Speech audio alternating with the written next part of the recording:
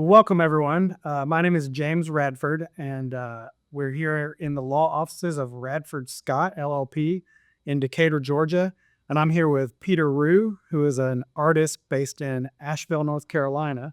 And Peter has brought this lovely painting to us today for our lobby. And I want to take the opportunity to talk to Peter a bit about his work, the business of art, and about the experience of himself and other artists in Asheville who are recovering from the recent storm there.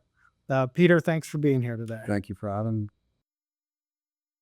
Correct me if I'm wrong, but this is actually one of the few pieces that survived the storm. You're absolutely right. It's one of the few that survived. So my studio, most everything got destroyed or not salvageable, really is the best way to describe it. And there were a couple of exceptions, and this was one of them. It was up on the wall, and it was high enough on the wall that it managed to avoid the water, and I was able to salvage it by taking it off the stretcher bars, that rolled it up carefully and brought it home. And it was the first thing that I did when I finally got back to work. If you look closely, there are some battle scars. I won't point them out, but they do exist, which I actually think is kind of cool about that piece.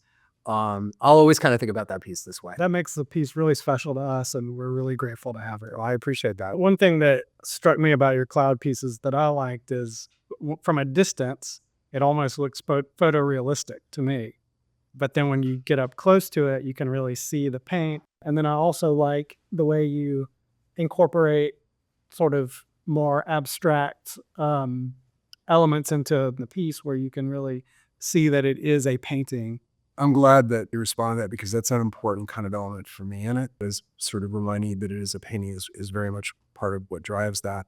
And I know that your studio space was in what's called the River Arts District there in Asheville. Was anyone expecting that it would cause that kind of damage? It was a complete surprise. No one was expecting the level of damage and destruction that ended up occurring. Do you remember the moment in time when you learned that the River Arts District was overwhelmed the way that it was? It was a drone shot that somebody had taken on Friday, still in the middle of the last part of the storm. And it was a drone shot in the air of my building of River Arts and the surrounding buildings. There were about 4 or 5, 6 buildings, and they were all underwater. And I saw that photo and I said, well, it's done. It's done. How did you feel in that moment? I was numb. It took me a while for it to process. So it was shock. I picked my son up from Camp Ridgecrest this last summer, and we went to the River Arts District. I actually went to look at some of your pieces and some others.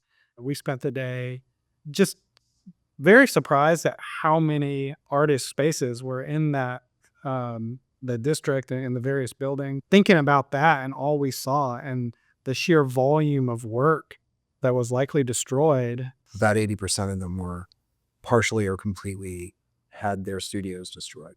Is there any kind of insurance claim process going on right now? Very few people had flood insurance. In fact, most of the artists did not. I did not. It was not offered, wasn't available. Having said that, every situation is a little bit different.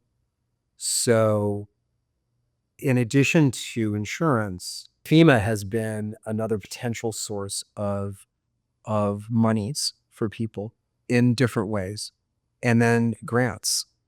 There's been a lot of emergency grant programs that have come out. Are people talking about trying to reestablish what had been there in the River Arts District? Are people moving on to other locales? I'm not sure what the future holds. They're doing such a great job of the community artists working with each other to try, people who still have studio space and show space, trying to reach out to others who don't, to help them at least temporarily in whatever way they can. So obviously we are in the business of employment law, and I'm always interested to learn about the types of jobs that people do and to support themselves and their family. So I understand you've been working full time as an artist for about 10 years. but there was plenty of time before that when you had to work other types of jobs in order to support yourself and your family. Would you be willing to talk to us about some of the types of jobs that you held in those years before you were able to work full time as an artist? Sure. When I was in school, I waited tables. I was a server, and um, did that even after I finished school. Continued to do that. At first, I was full time, and I was just sort of trying to get myself started as a painter and as a fine artist. And I did that until I started actually picking up some teaching. Higher ed teaching.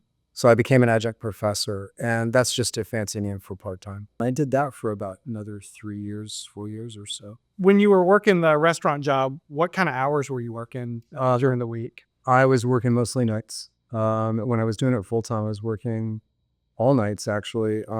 And this was a restaurant that would be open until about 10, sometimes 11 on the weekends. When did you sleep? Probably not enough. Not enough. But it is hard. It's really, I remember it well. It was very, very difficult to be able to balance all of that.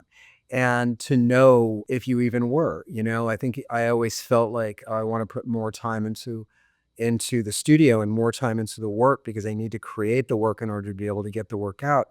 But I'm exhausted. I think I learned at that point a little bit about, without realizing that I was teaching myself at the time, about discipline, about trying to get into patterns of working that I'd kind of push myself to do. And I still do that now.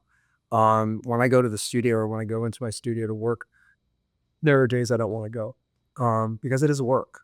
Yep. But I will force myself to, as if I try and imagine that I have a boss, that I'm employed by someone who's watching me and watching when I'm here and when I'm in the office and when I'm not. What are some of the lessons you learned about the business of art and how to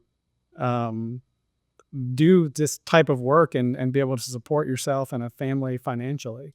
I found out really quickly that I had no idea what I was doing on that side, the business side. And I also found out really quickly that the business side is a necessary side. It's critical.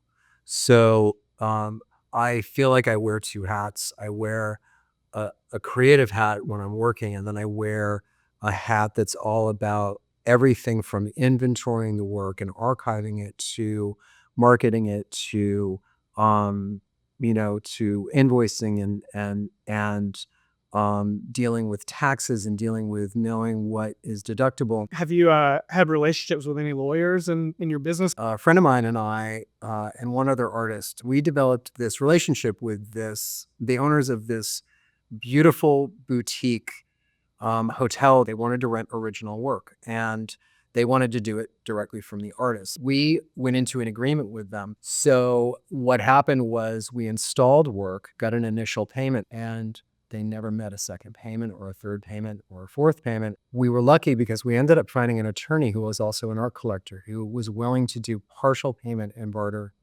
And that was wonderful. And I did end up using him again for a couple of things that were kind of softer versions of those. Happens. Yeah.